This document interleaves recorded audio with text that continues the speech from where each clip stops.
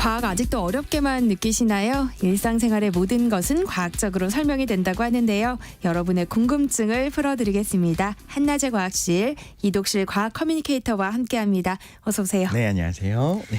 네, 푸바오가 오늘 중국으로 돌아가요. 그래서 오늘 판다에 대한 이야기를 또 준비해 오셨다고요. 네, 맞습니다. 판다에 대한 이야기, 특별히 이제 푸바오에 대한 이야기를 할 건데, 푸바오는 워낙 유명하지만 혹시 이게 누구야 하는 분들이 당연히 있을 것 같아요. 그럼요. 그래서 간단하게 말씀을 드리자면 에버랜드 판다월드에서 태어나서 살던 암컷 자이언트 판다입니다. 20년 7월 20일생이에요. 그래서 이제 세 돌은 지난 아기라고 할 수 있는데 네. 판다의 세계에서 이제 아기는 아닌 거죠. 다 컸으니까 중국으로 돌아가야 되는 상황이 된 겁니다. 왜냐면 그렇게 되어 있어요. 만 4세가 되기 전에 중국으로 반환을 하게 되어 있는 그런 계약이 있는 거고요. 2014년에 중국 시진핑 주석이 방한을 했었는데 그때 에버랜드 판다월드로 아빠 엄마를 들여오게 돼요. 그 사이에서 자연 번식으로 태어난 판다인데 인기가 너무너무 많았습니다. 그래서 저희가 이렇게 좀 다룰 정도로 네. 이렇게 인기가 많았었고요. 우리 한국 사람들 입장에서는 아기 때부터 태어나는 걸 봐왔고 그 외에 하는 행동들이요 너무 귀엽습니다. 너무 사랑스럽고 그래서 중국을 반환하는 거에 대해서 많은 분들이 정말 눈물 지으면서 네. 안타까워하는 그런 마음 아파하는 상황입니다. 그런데 왜 중국으로 돌아가야 하는 거예요? 판다가 중국에서만 서식을 해요. 그래서 중국이 어떤 정책을 펴고 있냐면 그러니까 세계에 있는 모든 판다의 소유권을 넘겨주질 않아요. 그러니까 아예 주는 것이 아니라 자국의 소유로 한 상태에서 필요하다면 대여하는 방식으로 수출을 하고 있는데요. 대여 기간이 처음부터 이렇게 설정이 돼 있습니다. 그 끝나고 나면 계약을 연장할 수도 있고 다시 중국으로 이제 반환할 수도 있는 거고요. 그러다가 이제 한 쌍씩을 대여를 하잖아요. 네. 2세가 태어나게 되면 태어난 아기 판다도 중국 소유로 되어 있습니다. 네. 바로 중국으로 돌려보내거나 아니면 임대료를 다시 내고 임대를 받아야 되는 상황으로 지금 되어 있는 거고요. 이게 한편으로는 좀 이상하게 느껴지잖아요. 근데 처음부터 그렇게 계약이 돼 있기 때문에 여기서는 좀 문제가 없는 겁니다. 지금 우리 모든 나라들이 그 계약에 동의를 하고서 판다를 인대받은 상황이라고 보면 되고요. 이 계약의 골자가 뭐냐. 기본적으로 자국에만 있는 그 판다의 해외 반출을 금지하는 건데 중국 외로 나간다고 하더라도 말씀드린 것처럼 임대 형식으로 관리를 하는 거예요. 어떤 식으로 이루어지냐면 모든 국가가 뭐 원한다고 다 주는 것이 아니고 모든 동물원이 요청한다고 다 아무 동물원이나 임대하는 게 아니고요. 정치적인 상황, 외교적인 상황 당연히 고려를 하겠죠. 네. 또 하나는 상대 동물원이 판다를 과연 잘 관리하고 키울 수 있는 역량이 있는지도 평가를 다 합니다. 그러고 나서 굉장히 이제 판다가 소중하기 때문에 역량을 평가하고 결정을 하는 건데요. 이런 생각은 들 수가 있어요. 중국 외에 만약에 판다 서식지가 있다고 해볼게요. 그럼 당연히 거기 있는 중국 소유가 아닌 판다는 자유롭게 살 수가 있는 겁니다. 그러니까 거기서 생활을 할 수 있는 그쵸. 거죠. 그런데 당연히 그 판다는 그러한 건데 그런 판다가 없는 게 문제입니다. 원래는 과거부터 판다의 개체수가 많지 않았기 때문에 언제나 역사적으로 판다는 귀하신 몸이었거든요. 그런데 19세기 말부터 20세기 초가 될 때 우리가 다 알다시피 서구 열강들에 의해서 중국이 피해를 많이 봤어요. 네. 그 와중에 중국의 귀한 동물들을 계속 함부로 해외로 반출하는 외국에 이제 제동을 걸기 시작한 거예요. 이러면 안 된다. 우리 걸 계속 뺏기면 안 된다라고 중국에서 내부에서 생각하기 시작한 거죠. 그 일환으로 이미 당시에도 판다 인기가 많았거든요. 이렇게 해외에서 계속 데려가려고 하는 판다 해외 반출을 금지하기 시작한 거고 과거에는요. 중국의 지도자들 뭐 장제스나 마오쩌둥 같은 경우에는 해외에 선물을 주기도 했어요. 좋은 의미로서 외교로 하기도 했었는데 해외로 나가는 모든 판다를 전부 다 이제는 소유권을 넘기지 않고 빌려준 형식으로 바꾼 거는 덩샤오핑에 의해 에서 1984년부터 시작됐다고 알려져 있습니다. 근데 왜 그렇게 하는 거예요? 어떤 의미가 있는 거예요? 이유가 개체수가 많지 않아서 판다가 기본적으로 멸종 위기이기 때문에 그런 거예요. 자생지는 원래는 중국엔 동남부에도 있었고 베트남, 미얀마 북부까지 판다들이 살았다고 해요. 과거에는. 네. 그런데 서식지가 파괴되는 과정에서 자생지가 거의 사라졌다고 봐야 됩니다. 지금은요. 19세기, 20세기 이르면서 중국의 인구가 엄청나게 증가를 하게 되잖아요. 벌목을 하고 개간을 하는 상황들이 이루어졌는데 이때 서구 제국주의 국가들의 수탈을 중국뿐만 아니라 사실 아시아 전체에 굉장히 수탈을 했지 않습니까? 이럴 때 자연을 보호하면서 여기서 살고 있는 판다라고 하는 동물을 위해서 우리가 좀 개발을 하지 말자라고 하는 거는 당시에는 이상에 불과한 거고 우선순위가 밀린 거죠. 그리고 또 하나는 개체수가 좀 그때도 많지 않았어요. 과거에도. 그리고 유전적 다양성도 적기 때문에 이걸 연구를 하려면 뭔가 샘플을 기술을 가지고 이것저것 해봐야 됩니다. 그게 쉽지 않았던 거죠. 지금 생각해보면 그래서 흥미롭게도 야, 이걸 몰랐을까 싶을 정도의 오해들이 많았는데 예를 들면 네. 판다 곰이라고 우리가 하잖아요. 근데 과거에는 곰의 친척이 맞나? 곰이 아닌 거 아니야? 이런 생각도 했었고요. 식습관이 굉장히 독특해요. 그래서 판다를 관리하는 게 어렵습니다. 이제 대나무만 먹는다고 우리가 알려져 있잖아요. 그러다 보니까 번식을 어떻게 하는 거지 이것도 잘 알려지지 않았고 심지어 지금도 암수 구분조차 좀 쉽지가 않아요. 이런 판다의 특성들을 좀 고려를 해볼 때 외교 선물로 외국에 줄 수 있죠. 근데 알아서 잘 키워보세요라고 하는 거는 오히려 외국으로 나간 판다가 질병에 걸리거나 오래 살지 못하게 할 수도 있는 거잖아요. 차라리 판다 습성에 익숙한 어떤 판다 전문가 중국 사람이 되겠죠. 당연히 중국에서 관리를 하니까 이런 전문가가 관리하는 방식으로 임대 계약을 하는 것이 어떻게 보면 이상적인 상황이라고 가정한다면 훨씬 더 그게 그 판다라고 하는 종 전체에 있어서도 더 좋은 방식이라고 생각할 수가 있는 겁니다. 판다를 선물로 줬다가 다시 가져간다 그래서 좀 치사한 거 아니야? 뭐 이런 생각도 사실 했었는데 또 나름의 이유가 있네요. 그렇죠. 근데 우리가 푸바오 성별은 잘 알고 있잖아요. 최근에 태어난 쌍둥이 판다가 자매로 알려지기도 했고요. 근데 성별이 뒤바뀌기도 하는 거예요? 그러니까 이게 흥미로운 포인트예요. 네. 판다는 원래 성별이 확 드러나지가 않아요.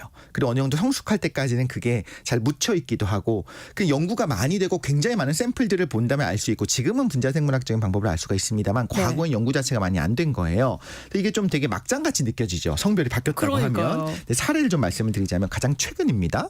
2022년 네덜란드의 한 동물원에서 지내던 판다 판신이 있었는데 태어난 지 2년 5개월이 지났습니다. 그런데 수컷이 아니라 암컷이라는 게 밝혀지기도 했고요.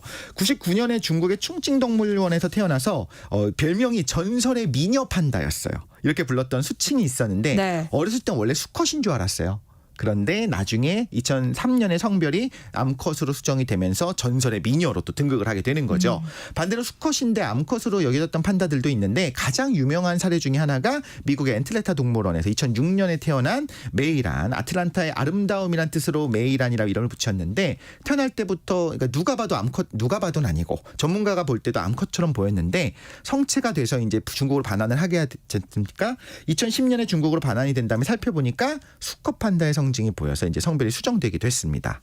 흥미로운 거 하나 말씀드리자면 94년에 최초로 한국을 찾았던 판다가 있어요. 밍밍과 리리라고 하는데 번식을 목적으로 암수를 맞춰서 이렇게 임대를 하게 돼요. 2마리씩. 그러니까 암수 맞춰서 한국에 들어왔는데 IMF 때 너무 관리가 어렵다 보니까 돈이 많이 들고 하다 보니까 도저히 힘들어서 중국에 다시 돌려보냈어요. 그래서 중국에서 다시 성별 판별을 해보니까 전부 다 암컷이었다. 그러니까 중국에서도 이런 실수들을 하더라는 겁니다. 이렇게 화제가 되기도 했었거든요. 왜 이렇게 성별이 오락가락하느냐 아까 말씀드린 것처럼 성별 구분하는 거를 보려면 절대적인 뭔가 보여야 됩니다. 우리가 생각하는 어떤 성기의 모습이 보여야 되잖아요. 근데 어릴 때는 정말 잘 안 보이고요. 성체가 된 다음에도 굉장히 작다고 해요. 그러니까 어떤 번식을 하기 전에는 그러다 보니까 실수할 수가 있는 거예요. 뭐 사람처럼 다 남자 여자 이렇게 말해줄 수 있는 것도 아니고 구조적으로 봤을 때도 쉽지가 않더라라는 거고 그래서 이제 노하우가 쌓이면서 중국에서도 판다보호연구센터가 성별 식별하는 방법 중에 하나가 수컷이 암컷보다 생식기와 항문 사이 거리가 좀 차이가 있어요. 2배가량 멀어요. 근데 이것도 사실 딱 떨어지는 무언가가 아니잖아요. 거리를 갖고 잰다는 것 자체가 정량평가보다 그러니까 정성평가보다 정량평가에 가깝기 때문에 1차적인 판단은 이렇게 하고 다른 신체 검사, 호르몬도 한번 재보죠. DNA 테스트 같은 걸 해서 판단을 하는 겁니다. 그러니까 판다의 습성을 잘 아는 중국에 다시 보내는 거라고 하더라도 푸바오를 보내는 데는 참 아쉬움이 있어요. 맞습니다. 그 보내는 이유는 우리가 이제 공감을 할 수가 있어요. 계약도 그러하고 보내는 거에 장점은 있습니다만 과거에는 사실 판다의 습성을 잘 몰랐을 때 해외 동물원이요. 당연히 잘 관리해 주려고 하는데 모르잖아요. 왜 안 먹는지도 모르고 왜 이런 행동하는지도 모르다 보니까 의도하지 않게 판다가 아프기도 하고 사망하고 이제 폐사하는 경우가 있었어요. 잦았습니다. 중국도 이전에는 판다를 보호해야겠다는 의지는 있는데 연구가 안 되니까 번식을 성공시키는 게 쉽지 않았거든요. 중국조차 그랬습니다. 지금은 번식할 때는 지금조차도 중국에서 판다 번식 전문가가 와서 실제 좀 가이드를 해주면서 도와주기도 하거든요. 그런데 당연히 상식적으로 생각할 때도 가장 많은 개체를 보유하고 연구를 많이 한 중국이 가장 판다를 제일 잘 아는 것은 당연한 거고요. 근데 또 다른 아쉬움의 예를 하나 들어보자면요. 판다에 대해서 대접은 그런데 좀 다른 거예요. 에버랜드에서 푸바 푸바오가 받은 인기가 정말 엄청났습니다. 근데 우리가 이제 뭐 근대의 동물원도 아니고 귀엽다는 이유로 막 착취하면서 예전에 그랬을 수도 있지 않습니까? 근데 에버랜드 그러지 않았거든요. 네. 정말로 사랑받고 잘 관리를 받았어요. 푸바오도 굉장히 행복했던 게 보입니다. 그래서 중국 내에서도 어떤 이야기가 나오냐면 영상이 다 요즘 공개가 되잖아요. 헉, 저렇게 사랑을 받네. 그냥 저 푸바오는 한국에서 저렇게 사랑받으면서 행복하게 살았으면 좋겠다라는 이야기가 중국 네티즌들 내에서도 나올 정도로 이렇게 많이 사랑받았던 걸 생각을 해보면 중국으로 반환이 됐을 때 이 정도의 사랑을 받을 것인가는 좀 별개죠. 워낙에 많다 보니까 판다의 네. 개체수가. 그리고 푸바오 입장에서는 할아버지라고 하는 할아버지 사육사랑 생이별을 해야 되는 상황이기도 하고요. 근데 이런 생각을 할 수가 있어요. 모든 판다 혹은 뭐 동물원의 목적 중에 하나가 결국엔 사람에게서 독립을 해서 자연으로 방생하는 게 목적이다라고 한다면 사육사랑 정말 친해지는 건 별로 좋지 않을 수도 있습니다. 때가 네. 되면 정을 떼야 될 수도 있는 거예요. 그런데 지금 푸바오가 중국에 가서 야생으로 자연으로 돌아가서 살게 될 가능성이 높은지는 잘 모르겠다. 그래서 많은 분들이 좀 아쉬워하는 것 같아요. 그렇군요. 푸바오의 경우 좀 아쉬운 부분이 있지만 어쨌든 중국이 판다 소유권 정책을 쓴다는 건 그만큼 좀 까다롭게 관리해야 하는 동물이라는 이야기일 텐데요. 근데 과거에는 아까 잠깐 얘기해 주셨지만 판다가 곰의 친척인지도 몰랐던 시절이 있었다면서요. 실제로 제가 봤던 책에 그렇게 써 있었던 걸로 보여요. 저는 네. 당연히 판다 곰이라고 생각을 했는데 네. 책에 써 있기로 너구리에 가깝다라고 써 있는 걸 보고도 좀 놀랐었거든요. 근데 어린 나이 어떻게 생각했냐면 그 눈에 판다는 아이라인이 지나지 않습니까? 그래서 너구리도 지나니까 그런 게 아닌가라고 이제 생각을 하고서 이제 더 이상 생각을 멈췄죠. 모르니까요. 네. 근데 판다라고 하는 이름을 공유하는 또 다른 동물이 있는데 아마 우리나라 동물원에도 있고 아실 텐데 레서 판다가 있습니다. 네. 레서 판다는요 똑같이 이제 아이라인이 지나고 누가 봐도 라쿤처럼. 그러니까 미국 너구리랑 라쿤이 조금 다릅니다만 미국 너구리 라쿤처럼 닮았어요. 그런데 원래 판다라고 하는 이름은 레서 판다가 가지고 있던 이름이었어요. 그때 레서 판다가 더 유명했었고요. 그런데 네. 우리가 지금 이야기하고 있는 커다란 판다 곰, 자이언트 판다가 나중에 유명해지면서 판다 하면 우리가 생각하는 것은 자이언트 판다가 된 거고 레서 판다는 좀 작은 판다다 해서 이름이 이제 레서 판다로 우리가 알려지게 된 거죠. 그런데 누가 봐도 판다 곰은 곰처럼 생겼어요. 그렇죠? 곰의 친척이라는 느낌이 드는데 왜 곰인 줄 몰랐느냐 이런 게 있습니다.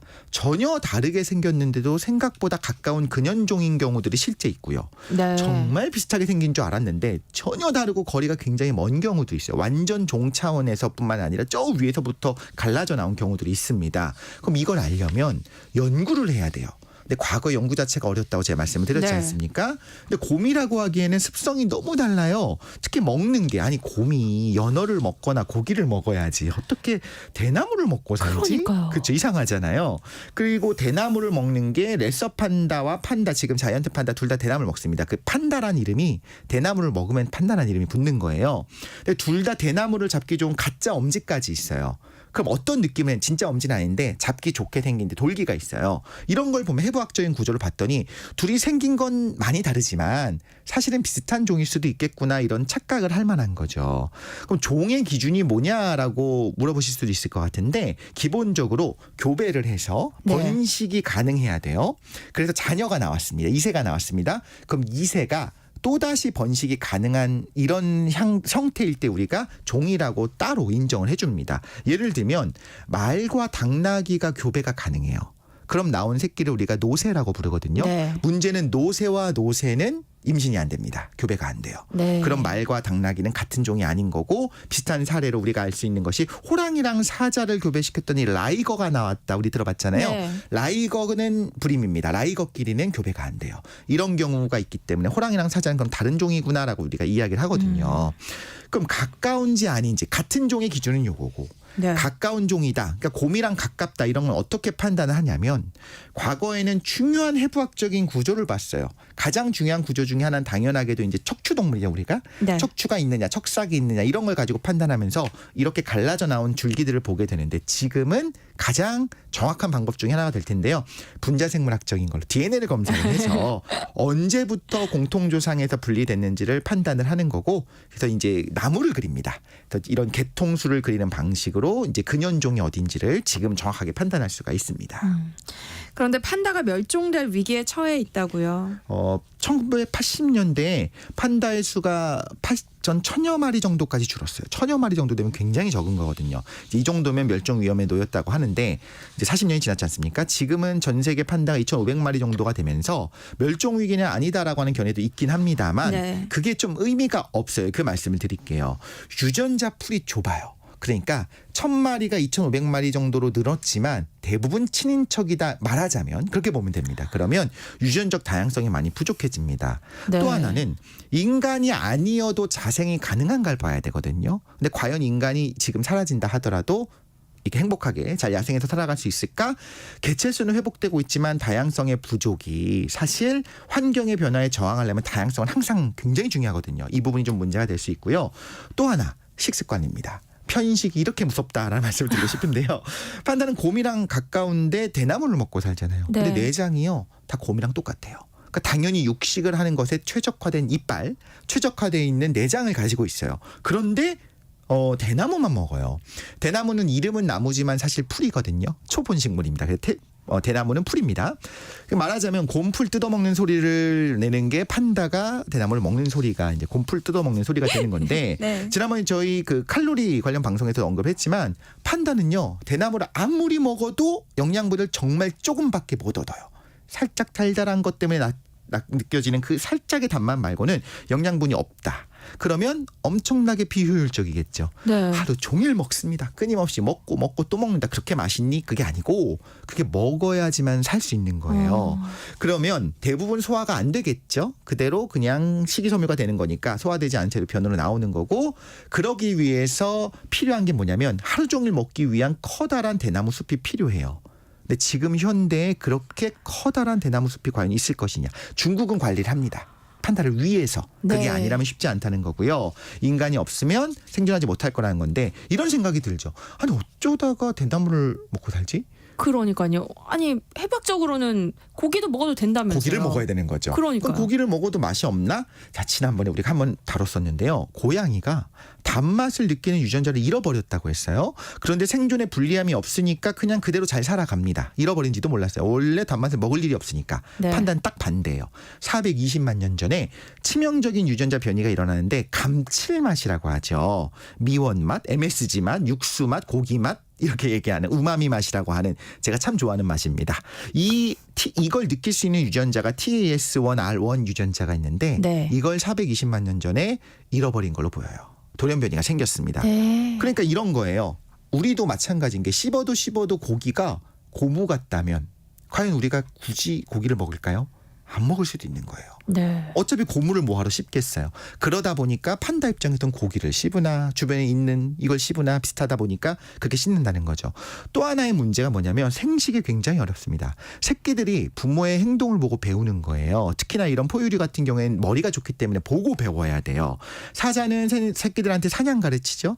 새들도 사실 나는 법을 가르치는데 포유류는 생식을 배워야 됩니다. 근데 집단 안에서 어른들의 행동을 보고 흉내를 내야 되는데 외국에 해외 반출을 할 때 딱 2마리씩만 가서 2마리가 따로 살아요.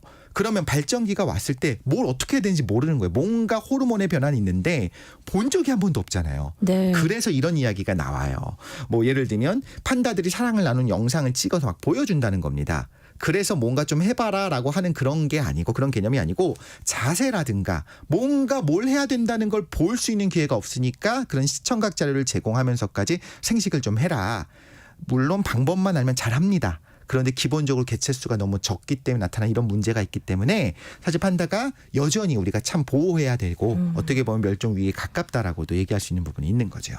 그렇다면 인간이 있어야 하는 종 판다 이외에도 또 있어요? 은행나무가 그래요. 사실 의외라고 느껴질 수도 있는데 은행나무 우리 굉장히 흔하지 않습니까? 네, 너무 많은데요? 그런데 은행나무를 살아있는 화석이라고 해요. 그 이유 중에 하나가 뭐냐면 은행나무는 근현종이 없어요. 가까운 친척이 다 멸종했습니다. 굉장히 특이하게 생겼어요. 사실 보면 우리한테는 너무 흔하지만 또 자생지가 없어요. 그러다 네. 보니까 중국에만 있는 자생지, 인간이 아니면 살 수 없는 그런 나무 중에 하나가 은행나무. 한번 이 부분도 다뤄보면 흥미로울 것 같습니다. 네, 한나제 과학실 이독실 과학 커뮤니케이터와 함께했습니다. 고맙습니다. 감사합니다.